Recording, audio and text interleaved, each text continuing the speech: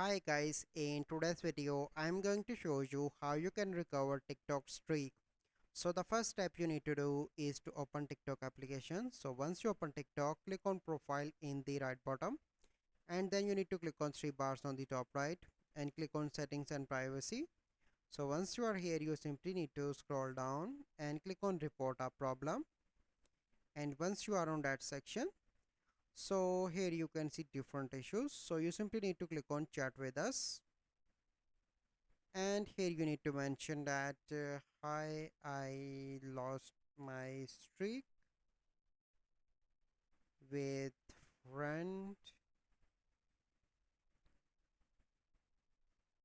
kindly help me